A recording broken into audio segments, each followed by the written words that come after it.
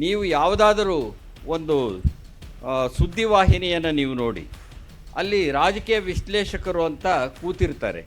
ಅವರು ಮುಖ ನೋಡಿದ ಕೂಡಲೇ ಇವರು ಯಾವ ಪಕ್ಷ ಅಂತ ಹೇಳಿಬಿಡ್ಬೋದು. ಅಂದರೆ ವಿಶ್ಲೇಷಕರೆಲ್ಲ ವಕ್ತಾರರಾಗಿರುವ ಕಾಲದಲ್ಲಿ ನಾವಿದ್ದೇವೆ ಇವತ್ತು. ಕೊಲ್ಲುವ ಬತ್ತಳಿಕೆ ಬಿಲ್ಲು ಬಾಣವನ್ನು ಎಲ್ಲ ಬಿಟ್ಟು ಬಾ, ಮೈಯ ತೊಳೆದು ಬಾ, ಕೈಯ ಮುಗಿದು ಬಾ ಅಂತ ಹೇಳ್ತಾರೆ ಒಬ್ಬ ವಿಮರ್ಶಕರು ಹೇಗಿರಬೇಕು ಒಂದು ಪುಸ್ತಕ ಪ್ರವೇಶ ಮಾಡುವಾಗ ಅಂತ. ದೇಶದ ಹಿತಚಿಂತನೆ ಅಂತಂದರೆ ಪಕ್ಷದ ಹಿತಚಿಂತನೆ ಅನ್ನೋ ಅರ್ಥಕ್ಕೆ ಬಂದುಬಿಟ್ಟಿದೆ. ಪಕ್ಷದ ಹಿತಚಿಂತನೆ ಅಂತ ಅಂದರೆ ಆ ಪಕ್ಷದ ನೇತಾರರ ಹಿತಚಿಂತನೆ ಅನ್ನೋ ಅರ್ಥಕ್ಕೆ ಬಂದುಬಿಟ್ಟಿದೆ. ನಾವು ಜನಕೇಂದ್ರಿತವಾಗಿ ಯೋಚನೆ ಮಾಡಬೇಕು ಅಂತೇವೆ. ಆದರೆ ಬಹಳಷ್ಟು ಸಾರಿ ಏನಾಗ್ತಿದೆ ಅಂತಂದರೆ ವ್ಯಕ್ತಿ ಕೇಂದ್ರಿತವಾದ ವೈಭವೀಕರಣದ ಸಂದರ್ಭದ ಒಳಗಡೆ ನಾವು ನಿಂತಿದ್ದೇವೆ. ಅಂದರೆ ಮೊಟ್ಟ ಮೊದಲು ಈ ದೇಶದ ಪ್ರಧಾನ ಸೇವಕ ನಾನು ಅಂತ ಹೇಳಿದವರು 1947 ಡಿಸೆಂಬರ್ 1ನೇ ತಾರೀಕು ಆಕಾಶವಾಣಿ ಭಾಷಣದಲ್ಲಿ ನೆಹರು ಅವರು ಈ ಮಾತನ್ನು ಹೇಳಿದರು. ಶಾಸಕರು ಆಯ್ಕೆ ಮಾಡ್ಕೋತಾರೆ ಮುಖ್ಯಮಂತ್ರಿಯನ್ನು, ಸಂಸದರ ಆಯ್ಕೆ ಮಾಡ್ಕೋತಾರೆ ಪ್ರಧಾನಮಂತ್ರಿಯನ್ನು. ಆದರೆ ಇವತ್ತಿನ ಒತ್ತಡ ಎಷ್ಟು ಮಟ್ಟಿಗಿದೆ ಅಂತ ಅಂದರೆ ಚುನಾವಣೆ ಬಂದ ಕೂಡಲೇ ನಿಮ್ಮಲ್ಲಿ ಮುಖ್ಯಮಂತ್ರಿ ಯಾರು ಅಂತ ಹೇಳಿದ ಕೂಡಲೇ ಯಾರು ಆಯ್ಕೆಯಾಗಿ ಬರ್ತಾರೆ ಆ ಶಾಸಕರು ಅವರ ಹಕ್ಕಿನ ಉಲ್ಲಂಘನೆ ಆಗುತ್ತೆ. ಅದು ಈ ದಿನ.com ನಮ್ಮ ಕರ್ನಾಟಕ ನಡೆದ 50 ಹೆಜ್ಜೆ ಮುಂದಿನ ದಿಕ್ಕು ಎಂಬ ವಿಶೇಷ ಸಂಚಿಕೆಯನ್ನು ಹೊರತಂದಿದೆ. ಈ ವಿಶೇಷ ಸಂಚಿಕೆಯನ್ನು ಖರೀದಿಸೋಕೆ ಈ ಕೆಳಗೆ ಕಾಣಿಸ್ತಾ ಇರೋ ನಂಬರನ್ನು ಸಂಪರ್ಕಿಸಿ. ದಿನೇಶ್ ಕುಮಾರ್ ಮತ್ತು ಹರ್ಷಕುಮಾರ್ ಕುಗ್ವೆ ಜೊತೆಯಾಗಿ ಆರಂಭ ಮಾಡಿದಂತಹ ಈ ಕನ್ನಡ ಪ್ಲಾನೆಟ್ಟು ಯಾಕೆ ಮುಖ್ಯ ಅನ್ನೋ ವಿಚಾರವನ್ನು ಕುರಿತಂತೆ ಸಾಯಿನಾಥ್ ಅವರ ಮಾತನ್ನು ಉಲ್ಲೇಖ ಮಾಡಿ ಹರ್ಷಕುಮಾರ್ ಕುಗ್ವೆ ಅವರು ಅದನ್ನು ಪ್ರತಿಪಾದಿಸಿದರು. ಬಹಳ ಮುಖ್ಯವಾಗಿ ಅದು ಒಟ್ಟು ಚಿಕ್ಕ ಅಂದರೆ ಗಾತ್ರದಲ್ಲಿಯೋ ಅಥವಾ ಬಂಡವಾಳವನ್ನು ತೊಡಗಿಸೋದರಲ್ಲಿಯೋ ಪುಟ್ಟ ಮೀಡಿಯಾಗಳು ಅಂತ ಅನ್ನಿಸ್ಕೊಳ್ಬೋದು. ನನಗೆ ಇದು ಯಾಕೆ ಮುಖ್ಯ ಅಂತ ಅಂದರೆ ಇದು ಉದ್ರೇಕಗೊಳಿಸುವುದಿಲ್ಲ, ಇದು ವಿವೇಕವನ್ನು ಕೊಡುತ್ತೆ. ಉದ್ರೇಕದ ಜಾಗದಲ್ಲಿ ವಿವೇಕವನ್ನು ಕೊಡ್ತಕ್ಕಂಥದ್ದು ಮಾಧ್ಯಮದ ಕೆಲಸ ಆಗಬೇಕಾಗಿರುತ್ತೆ. ಆದರೆ ಎಷ್ಟೋ ಸಾರಿ ಸಾಮಾಜಿಕ ಜಾಲತಾಣದಲ್ಲಿ ಬರುವಂತಹ ಅನೇಕ ಸುದ್ದಿಗಳನ್ನು ನೋಡಿದಾಗ ವಿವೇಕ ಕಡಿಮೆ ಆಗಿ ಉದ್ರೇಕ ಜಾಸ್ತಿ ಆಗಿರೋದನ್ನು ನೋಡ್ತಿದ್ದೇವೆ. ಇವತ್ತು ಸಂವಿಧಾನಕ್ಕೆ 75 ವರ್ಷ ಅಂಥೇಳಿ ಆ ಸಂಭ್ರಮವನ್ನು ಈ ಸಂದರ್ಭದಲ್ಲಿ ಆಚರಿಸಲಾಗ್ತಾ ಇದೆ. ಈ ಸಮಾರಂಭದಲ್ಲಿ ಸಂವಿಧಾನ ನಮಗೆ ಕೊಟ್ಟಂತಹ ಭಾಳ ಮುಖ್ಯವಾದ ಕೊಡುಗೆ ಏನು ಅಂದರೆ ಪ್ರಜಾಪ್ರಭುತ್ವ. ಆದರೆ ಪ್ರಜಾಪ್ರಭುತ್ವ ಇದೆಯಲ್ಲ, ಅದನ್ನು ಎಷ್ಟರ ಮಟ್ಟಿಗೆ ನಾವು ಅಳವಡಿಸ್ಕೊಂಡಿದ್ದೇವೆ ಮತ್ತು ಅದು ಎಷ್ಟರ ಮಟ್ಟಿಗೆ ಸುಸೂತ್ರವಾಗಿ ನಡೀತಿದೆ ಅನ್ನುವಂಥ ಪ್ರಶ್ನೆಗಳನ್ನು ಸಹ ನಾವು ಹಾಕ್ಕೊಳ್ಬೇಕಾಗಿದೆ. ನನಗೆ ಅನ್ನಿಸ್ದಾಗೆ ಇವತ್ತು ಅನೇಕ ಬಿಕ್ಕಟ್ಟುಗಳನ್ನು ಎದುರಿಸ್ತಿದ್ದೀವಿ ನಾವು. ವಿಶೇಷವಾಗಿ ಇದು ಬೌದ್ಧಿಕ ಬಿಕ್ಕಟ್ಟಿನ ಕಾಲ ಇದು. ಆ ಬೌದ್ಧಿಕ ಬಿಕ್ಕಟ್ಟಿದೆಯಲ್ಲ, ಸಾಮಾಜಿಕವಾದ ಬಿಕ್ಕಟ್ಟು ಹೌದು, ಸಾಂಸ್ಕೃತಿಕವಾದ ಬಿಕ್ಕಟ್ಟು ಹೌದು, ರಾಜಕೀಯ ಬಿಕ್ಕಟ್ಟು ಹೌದು. ಯಾಕೆ ಇದು ಸಾಮಾಜಿಕ, ರಾಜಕೀಯ, ಸಾಂಸ್ಕೃತಿಕ ಬಿಕ್ಕಟ್ಟು ಅಂತ ಅಂದರೆ ಈ ಬಿಕ್ಕಟ್ಟು ಅಂತಿಮವಾಗಿ ಪ್ರಜಾಪ್ರಭುತ್ವದ ಬಿಕ್ಕಟ್ಟು ಇದು. ಅಂದರೆ ಸಂವಿಧಾನ ನಮಗೆ ಕೊಟ್ಟಿರತಕ್ಕಂಥ ಬಹುಮುಖ್ಯವಾಗಿರ್ತಕ್ಕಂಥ ಒಂದು ಶಕ್ತಿ ಪ್ರಜಾಪ್ರಭುತ್ವ. ಆದರೆ ಪ್ರಜಾಪ್ರಭುತ್ವದ ಅರ್ಥಪಲ್ಲಟಗಳನ್ನೇ ಮಾಡುವಂತಹ ಸ್ಥಿತಿಯಲ್ಲಿ ನಮ್ಮ ವಾತಾವರಣ ಇದೆ ಅನ್ನೋದಿದೆಯಲ್ಲ, ಅದು ಆತಂಕಕಾರಿಯಾದದ್ದು, ಆಘಾತಕಾರಿಯಾದದ್ದು. ಹಾಗಾಗಿಯೇ ಇವತ್ತು ಬೌದ್ಧಿಕ ಬಿಕ್ಕಟ್ಟು ಅಂತಲೇ ನಾನು ಪ್ರತ್ಯೇಕವಾಗಿ ಕರೆಯೋದಕ್ಕೆ ಕಾರಣ ಇದೆ. ನೀವು ಯಾವುದಾದರೂ ಒಂದು ಸುದ್ದಿವಾಹಿನಿಯನ್ನು ನೀವು ನೋಡಿ, ಅಲ್ಲಿ ರಾಜಕೀಯ ವಿಶ್ಲೇಷಕರು ಅಂತ ಕೂತಿರ್ತಾರೆ. ಅವರು ಮುಖ ನೋಡಿದ ಕೂಡಲೇ ಇವರು ಯಾವ ಪಕ್ಷ ಅಂತ ಹೇಳಿಬಿಡ್ಬೋದು. ಅಂದರೆ ವಿಶ್ಲೇಷಕರೆಲ್ಲ ವಕ್ತಾರರಾಗಿರುವ ಕಾಲದಲ್ಲಿ ನಾವಿದ್ದೇವೆ ಇವತ್ತು. ವಿಶ್ಲೇಷಕರು ವಕೀಲರಾಗಿರೋ ಕಾಲದಲ್ಲಿದ್ದೇವೆ. ಅಂದರೆ ವಕೀಲರ ಹುದ್ದೆಯನ್ನು ನಾನು ಕಡೆಗಣಿಸ್ತಾ ಇಲ್ಲ. ನಾನು ವಕೀಲರು ಅಂದರೆ ಒಬ್ಬ ಕಕ್ಷಿದಾರನ ಪರವಾಗಿ ವಾದ ಮಾಡಬೇಕಾಗಿರುತ್ತೆ ಅದು. ಆದರೆ ಈ ವಿಶ್ಲೇಷಕರೆಲ್ಲ ಇವತ್ತು ವಕಾಲತ್ತು ವಹಿಸ್ತಕ್ಕಂಥವ್ರು, ಪಕ್ಷಗಳ ವಕ್ತಾರಾಗ್ತಕ್ಕಂಥವ್ರು ಕಾಲದ ಒಳಗಡೆ ಬೌದ್ಧಿಕ ವಿಭಜಕ ಶಕ್ತಿಗಳು ಹೆಚ್ಚು ಜಾಗೃತವಾಗಿವೆ. ವಿಭಜನೆ ಬೇರೆ, ಭಿನ್ನಾಭಿಪ್ರಾಯ ಬೇರೆ. ಒಂದು ರಸ್ತೆಯಲ್ಲಿ ನೀವು ಮೈಸೂರಿಗೋ ಅಥವಾ ತುಮಕೂರಿಗೋ ಹೋಗ್ತಾ ಇದ್ದಾಗ ಮಧ್ಯದಲ್ಲಿರುವ ವಿಭಜಕದಲ್ಲಿ ಆ ಕಡೆಯಿಂದ ಬರ್ತಿರೋರು ಈ ಕಡೆಯಿಂದ ಹೋಗ್ತಿರೋರು ಭೇಟಿನೇ ಆಗೋದಿಲ್ಲ, ಅದು ವಿಭಜಕ ಅದು. ಆದರೆ ಭಿನ್ನಾಭಿಪ್ರಾಯ ಇದ್ದಾಗ ಪರಸ್ಪರ ಕೂತು ನಾವು ಮಾತಾಡ್ಬೋದು, ಅದಕ್ಕೊಂದು ಸಂವಾದ ಅನ್ನೋದಿರುತ್ತೆ. ಆದರೆ ಇವತ್ತೇನಾಗಿದೆ ಅಂದರೆ ಬೌದ್ಧಿಕ ವಲಯದಲ್ಲಿ ವಿಭಜಕತೆ ಹೆಚ್ಚಾಗ್ತಿರೋ ಸಂದರ್ಭದಲ್ಲಿ ನಾವಿದ್ದೇವೆ. ಸಂವಾದ ಅನ್ನೋದು ಅಸಾಧ್ಯವಾಗಿರ್ತಕ್ಕಂಥ ವಾತಾವರಣದ ಒಳಗಡೆ ನಾವಿದ್ದೇವೆ. ಹಾಗಾಗಿಯೇ ಈ ಬೌದ್ಧಿಕ ಬಿಕ್ಕಟ್ಟೊಂದನ್ನು ನಮ್ಮ ದೇಶ ಇವತ್ತು ಎದುರಿಸ್ತಾ ಇದೆ. ಯಾರ ಪರವಾಗಿ ಮಾತಾಡ್ತಾರೆ ಅಂತ ಮೊದಲೇ ನಿರ್ಧಾರ ಆಗಿಬಿಟ್ವೆ, ಪೂರ್ವ ನಿಶ್ಚಿತವಾದರೆ ಅದರ ಅರ್ಥ ಪೂರ್ವಾಗ್ರಹ ಇದೆ ಅಂತ ಅದರಲ್ಲಿ. ಕುವೆಂಪು ಒಂದು ಮಾತನ್ನು ಹೇಳ್ತಾರೆ ವಿಮರ್ಶಕರನ್ನು ಕುರಿತು, ಒಂದು ಪಕ್ಷಿಕಾಶಿ ಅನ್ನುವಂಥ ಪದ್ಯದಲ್ಲಿ, ಕೊಲ್ಲುವ ಬತ್ತಳಿಕೆ ಬಿಲ್ಲು ಬಾಣವನು ಎಲ್ಲ ಬಿಟ್ಟು ಬಾ, ಮೈಯ ತೊಳೆದು ಬಾ, ಕೈಯ ಮುಗಿದು ಬಾ ಅಂತ ಹೇಳ್ತಾರೆ. ಒಬ್ಬ ವಿಮರ್ಶಕರು ಹೇಗಿರಬೇಕು ಒಂದು ಪುಸ್ತಕ ಪ್ರವೇಶ ಮಾಡುವಾಗ ಅಂತ. ಒಂದು ವಿಷಯವನ್ನು ಪ್ರವೇಶ ಮಾಡುವಾಗ ಹೇಗಿರಬೇಕು, ನೀವು ಕೈ ಮುಗಿತೀರೋ ಮೈ ತೊಳಿತೀರೋ ಬಿಟ್ಟುಬಿಡ್ರಪ್ಪ, ಆದರೆ ಕೊಲ್ಲುವ ಬತ್ತಳಿಕೆ ಬಿಲ್ಲು ಬಾಣವನ್ನು ಅಲ್ಲೇ ಬಿಟ್ಟು ಬರಬೇಕು ನೀವು. ಆದರೆ ಅನೇಕರು ವಿಶ್ಲೇಷಣೆ ಮಾಡ್ತೀವಿ ಅಂತೇಳಿ ಬತ್ತಳಿಕೆ, ಬಿಲ್ಲು, ಬಾಣ, ಸಾಧ್ಯ ಆದರೆ ಖಡ್ಗ ಎಲ್ಲನೂ ಇಟ್ಕೊಂಡು ಬರುವಂಥ ಸ್ಥಿತಿಯಲ್ಲಿ ನಾವಿದ್ದೇವೆ ಇವತ್ತು. ಅಂದರೆ ಒಂದು ಬೌದ್ಧಿಕ ಚರ್ಚೆಯ ಅಸಾಧ್ಯವಾದಂಥ ವಾತಾವರಣವನ್ನು ಸೃಷ್ಟಿ ಮಾಡಿರುವ ಈ ಸಮೂಹ ಸನ್ನಿ ಇದೆಯಲ್ಲ, ಸಮೂಹ ಸನ್ನಿ ನಮ್ಮ ಸಮೂಹ ಪ್ರಜ್ಞೆಯನ್ನು ನಾಶ ಮಾಡ್ತಾ ಇದೆ ಇಲ್ಲಿ. ಆ ಸಮೂಹ ಸನ್ನಿ ಯಾವಾಗ ನಮ್ಗೆ ಹಿಡ್ಕೊಂಡ್ಬಿಡುತ್ತೆ, ನಾವು ನಮ್ಮ ವಿವೇಕ ಕಳ್ಕೊಳ್ತೇವೆ, ಭಾವೋದ್ರೇಕಕ್ಕೆ ಒಳಗಾಗ್ತೇವೆ. ಹಾಗಾಗಿಯೇ ನಾನು ಹೇಳಿದ್ದು ಕನ್ನಡ ಪ್ಲ್ಯಾನೆಟ್ ಯಾಕೆ ಮುಖ್ಯ ಅಂತ ಅಂದರೆ, ಇದು ಉದ್ರೇಕದ ಮಾಧ್ಯಮ ಅಲ್ಲ, ವಿವೇಕದ ಮಾಧ್ಯಮ. ಇವತ್ತು ನಮಗೆ ಬೇಕಾಗಿರ್ತಕ್ಕಂಥದ್ದು ವಿವೇಕ ಇದು. ಆದರೆ ಒಟ್ಟಾರೆ ಏನಾಗಿದೆ, ವಿವೇಕದ ಜಾಗದಲ್ಲಿ ಅವಿವೇಕ ಬರ್ತಾ ಇರೋದನ್ನು ನಾವು ನೋಡ್ತಿದ್ದೇವೆ.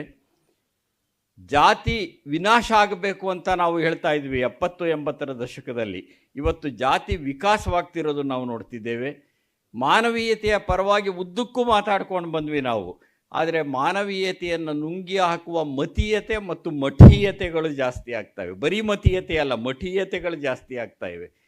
ಇಂಥ ಸಂದರ್ಭದಲ್ಲಿ ನಾವು ಇರಬೇಕಾದ್ರೆ ಪ್ರೀತಿ ಎಲ್ಲಿದೆ, ಪ್ರೀತಿ ಅಂಗಡಿಗಳನ್ನು ತೆಗಿಬೇಕು ಅಂತ ಏನೋ ಒಂದು ಕೆಲವರು ಹೇಳ್ತಾ ಇರೋದನ್ನು ನಾವು ನೋಡ್ತೇವೆ. ಆದರೆ ಪ್ರೀತಿಯ ಅಂಗಡಿಗಳ ಬದಲು ದ್ವೇಷದ ಬಜಾರ್ಗಳು ಸೃಷ್ಟಿ ಆಗ್ತಿವೆ ಇವತ್ತು. ಇಂಥ ಸಂದರ್ಭದ ಒಳಗಡೆ ಪ್ರಜಾಪ್ರಭುತ್ವವನ್ನು ಉಳಿಸೋದು ಅಂದರೆ ಹೇಗೆ, ನಿಜವಾದ ಅರ್ಥದಲ್ಲಿ ಸಂವಿಧಾನಕ್ಕೆ ಗೌರವ ಕೊಡೋದು ಅಂದರೆ ಹೇಗೆ, ಜೊತೆಗೆ ವ್ಯಾಖ್ಯಾನ ಇದೆಯಲ್ಲ, ಅಪವ್ಯಾಖ್ಯಾನಗಳೇ ಜಾಸ್ತಿ. ಇದು ಎಲ್ಲವನ್ನೂ ಅಪವ್ಯಾಖ್ಯಾನ ಮಾಡ್ತಾರೆ. ಈ ದೃಷ್ಟಿಯಿಂದ ಏನಾಗ್ತಿದೆ ಅಂತ ಅಂದರೆ, ಪ್ರಜಾಪ್ರಭುತ್ವ ಇದೆಯಲ್ಲ, ಆ ಪ್ರಜಾಪ್ರಭುತ್ವದ ಪಲ್ಲಟ ಪ್ರವೃತ್ತಿ ನಮ್ಮ ಸಮಾಜದಲ್ಲಿ ಜಾಸ್ತಿ ಆಗ್ತಿರೋದು ನಾವು ನೋಡ್ತಿದ್ದೇವೆ. ಅದರ ಅರ್ಥ ಮತ್ತು ಅನುಷ್ಠಾನ, ಸಂವಿಧಾನವನ್ನೇ ತೆಗೆದುಕೊಳ್ಳಿ, ಸಂವಿಧಾನವನ್ನು ಬದಲಾಯಿಸ್ತಾರೋ ಬಿಡ್ತಾರೋ ಅದು ಬೇರೆ ಚರ್ಚೆ ಆಗುತ್ತೆ. ಆದರೆ ಸಂವಿಧಾನ ಪಠಣ ಪ್ರದರ್ಶನ ಮುಖ್ಯ, ನಿಜ, ಜನಕ್ಕೆ ಗೊತ್ತಾಗಬೇಕು. ಆದರೆ ಪಠಣ ಪ್ರದರ್ಶನವನ್ನು ಮೀರಿದ ಅನುಷ್ಠಾನ ಎಷ್ಟರ ಮಟ್ಟಿಗಾಗಿದೆ ಅನ್ನೋವಂಥ ಪ್ರಶ್ನೆಯನ್ನು ನಾವು ಹಾಕ್ಕೊಳ್ಬೇಕು.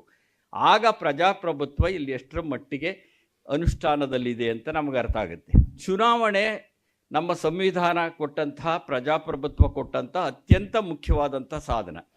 ಆದರೆ ಚುನಾವಣೆಯೊಂದೇ ಪ್ರಜಾಪ್ರಭುತ್ವ ಅಂದ್ಕೊಂಡ್ರೆ ನಾನಂತೂ ಅದಕ್ಕೆ ಸಮ್ಮತಿ ಕೊಡೋದಿಲ್ಲ. ಯಾಕೆ ಅಂತಂದರೆ ಚುನಾವಣೆ ಒಂದು ಸಾಧನವೇ ಹೊರತು ಅದು ಅಂತಿಮವಾದಂತಹ ಒಂದು ಫಲಿತಾಂಶ ಅಲ್ಲ. ಅದು ಚುನಾವಣೆಯ ಮುಖಾಂತರ ಜನಗಳಿಗೆ ಹಕ್ಕು ಕೊಟ್ಟಿರ್ತೇವೆ, ನಾವು ನಮ್ಮನ್ನು ಆಯ್ಕೆ ಮಾಡಿ ಅಂತ ಕೊಟ್ಟಿರ್ತೇವೆ.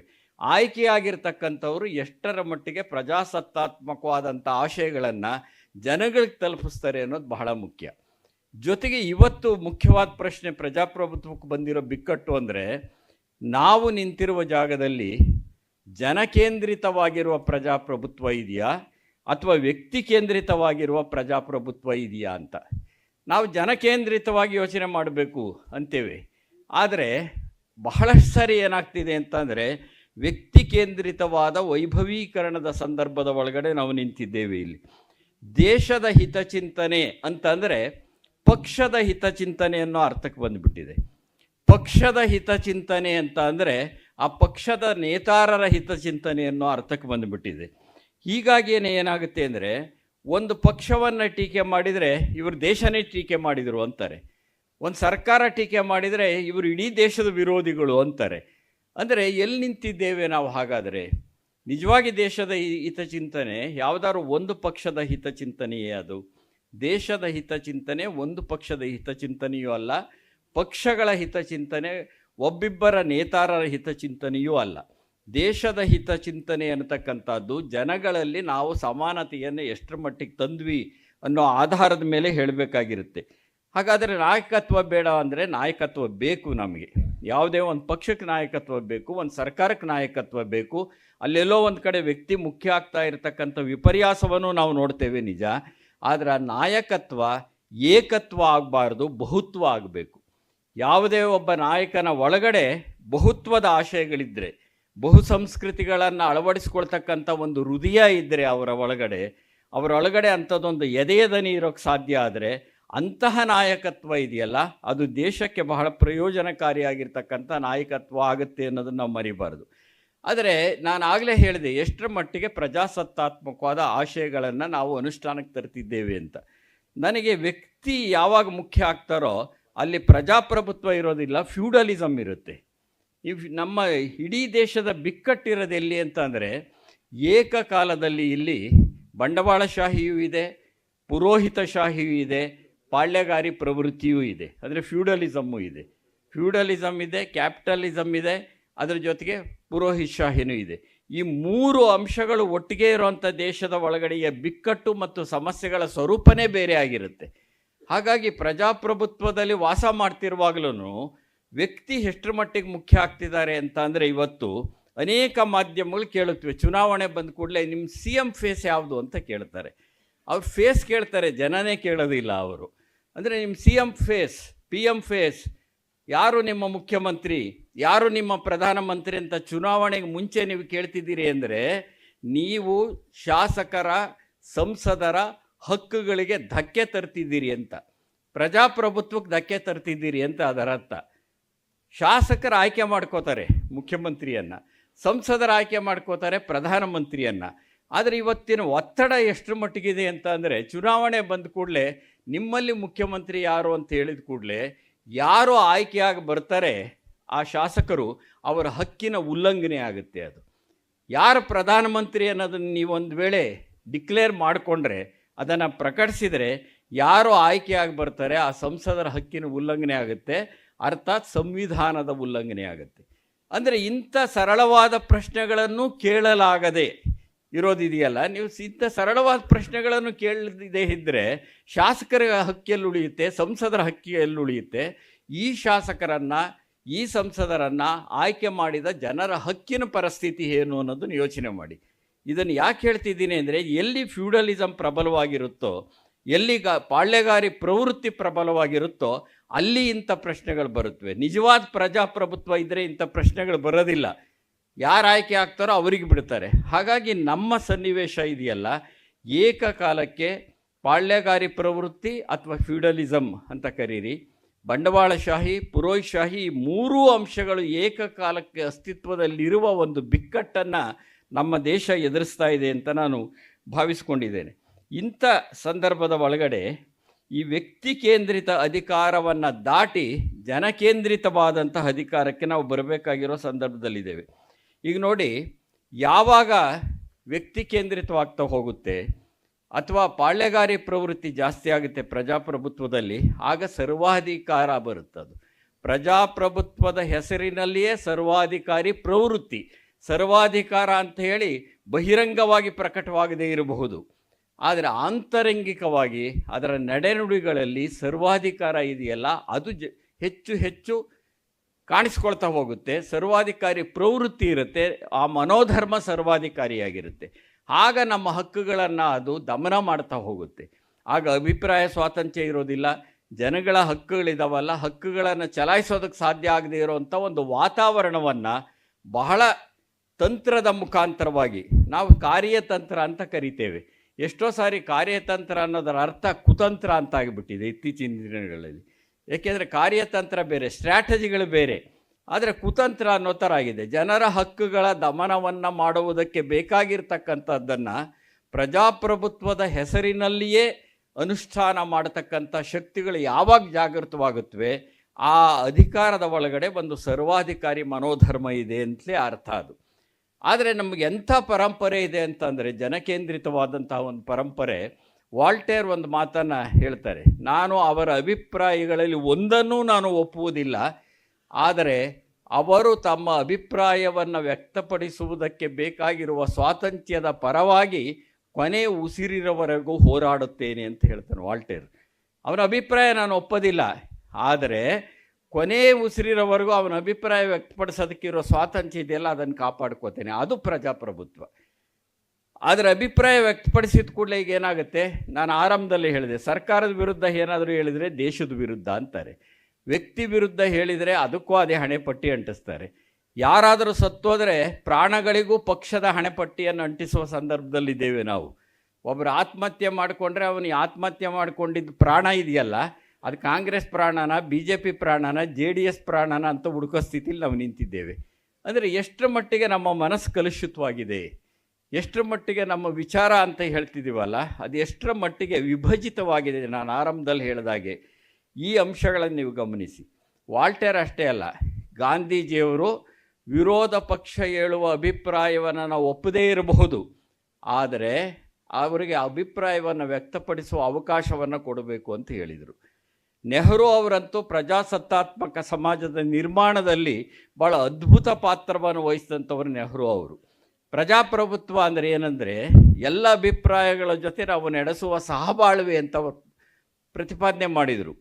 1947 ಡಿಸೆಂಬರ್ 1ನೇ ತಾರೀಕು ಆಕಾಶವಾಣಿಯಲ್ಲಿ ಮಾತಾಡ್ತಾ ನೆಹರು ಅವರು ಒಂದು ಮಾತು ಹೇಳ್ತಾರೆ, ನನ್ನನ್ನು ಪ್ರಧಾನಿ ಅಂತ ಕರೀತಾರೆ, ಆದರೆ ಪ್ರಧಾನಿ ಎನ್ನುವುದರ ಬದಲು ದೇಶದ ಪ್ರಥಮ ಸೇವಕ ಅಂತ ಕರ್ಕೊಳ್ಳೋಕೆ ಇಷ್ಟಪಡ್ತೇನೆ ಅಂತಾರೆ. ಇದು ಈ ಕಾಪಿ ರೈಟು ಅವ್ರಿಗೆ ಸೇರಿದ್ದು, ಆದರೆ ಕಾಪಿ ರೈಟ್ಗಳನ್ನೆಲ್ಲ ಬೇರೆಯವ್ರು ತಗೊಳ್ಳೋ ಸ್ಥಿತಿಲಿದ್ದೀವಿ ನಾವು.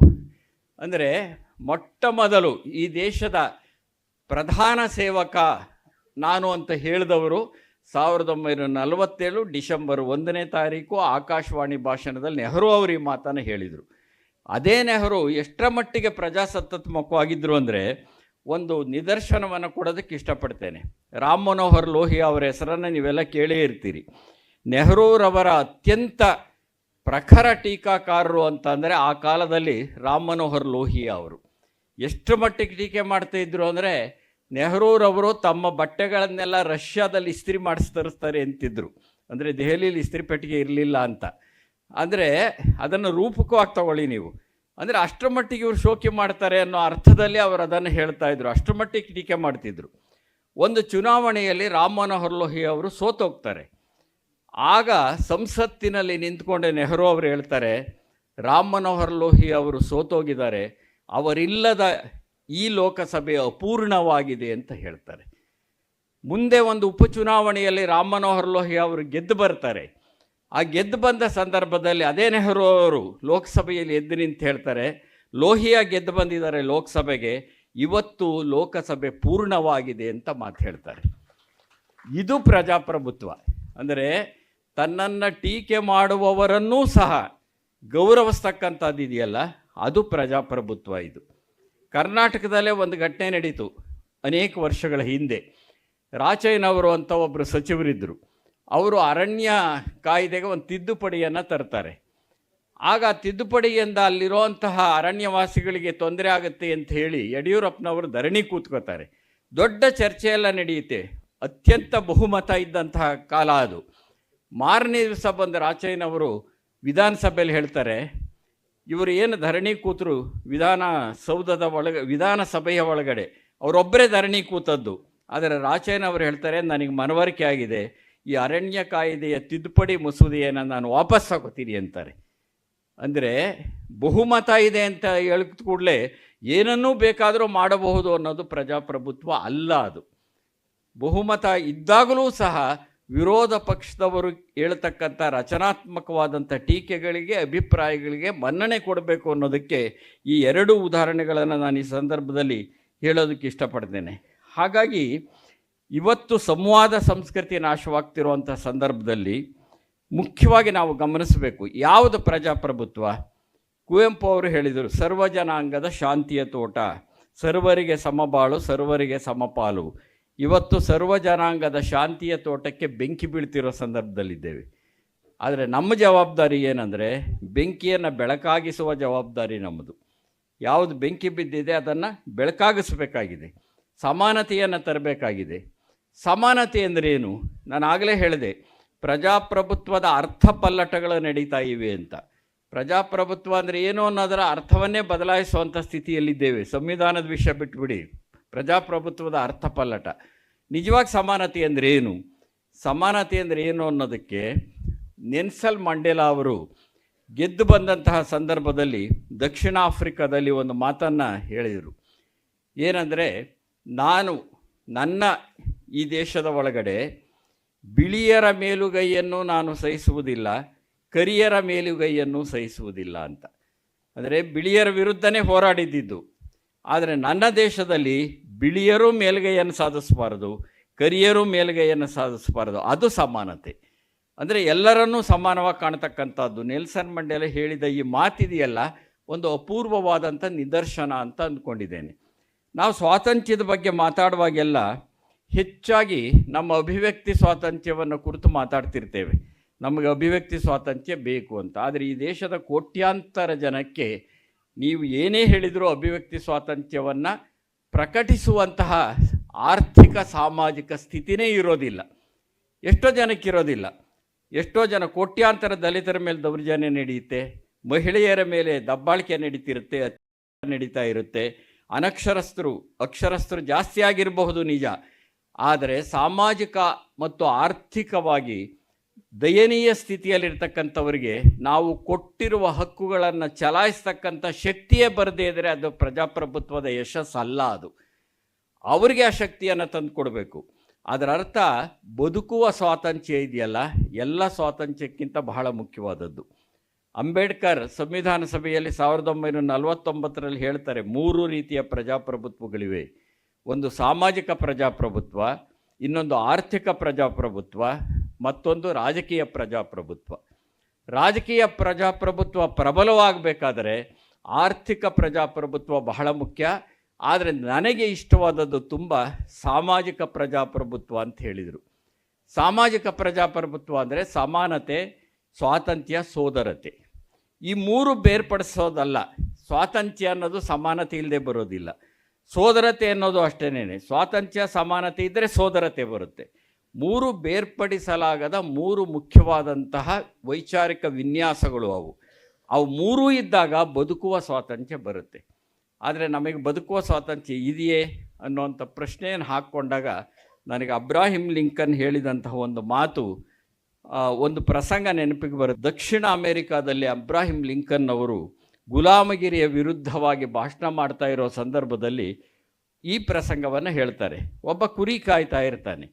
ಕುರಿ ಕಾಯ್ತಾ ಇರುವಾಗ ಒಂದು ತೋಳ ಬರುತ್ತೆ. ತೋಳ ಬಂದು ಕುರಿ ಒಂದನ್ನು ಒತ್ಕೊಂಡು ಹೋಗ್ಬಿಡುತ್ತೆ. ಈ ಕುರಿ ಕಾಯ್ತಕ್ಕಂಥವನು ತೋಳದ ಹಿಂದೆ ಓಡ್ತಾನೆ. ಕಡೆಗೆ ತೋಳವನ್ನು ಹಿಡ್ಕೋತಾನೆ, ಅದರ ಜೊತೆ ಹೋರಾಟ ನಡೆಸಿ ಕುರಿಯನ್ನು ತೋಳದಿಂದ ರಕ್ಷಣೆ ಮಾಡ್ತಾನೆ.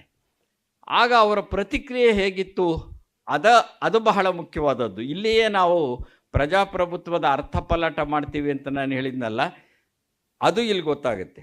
ಪ್ರತಿಕ್ರಿಯೆ ಹೇಗಿತ್ತು ಅಬ್ರಾಹಿಂ ಲಿಂಕನ್ ಅವರು ಹೇಳುವ ಈ ರೂಪಕಾತ್ಮಕವಾದಂಥ ಪ್ರಸಂಗದಲ್ಲಿ ಅಂತ ಅಂದರೆ, ಕುರಿ ಹೇಳುತ್ತೆ, ತೋಳದಿಂದ ನನ್ನ ಪ್ರಾಣವನ್ನು ಉಳಿಸಿದ್ದೀಯಾ, ನನಗೆ ಬದುಕುವ ಸ್ವಾತಂತ್ರ್ಯವನ್ನು ಕೊಟ್ಟಿದ್ದೀಯಾ, ನಿನಗೆ ನಮಸ್ಕಾರ ಅನ್ನತ್ತೆ ಕುರಿ.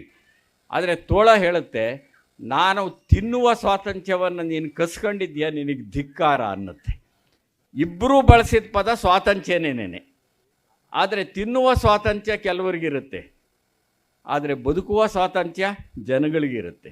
ಆ ಬದುಕುವ ಸ್ವಾತಂತ್ರ್ಯವನ್ನು ನಿಜವಾಗಿ ರಕ್ಷಿಸ್ತಕ್ಕಂಥದ್ದೇ ಪ್ರಜಾಪ್ರಭುತ್ವ.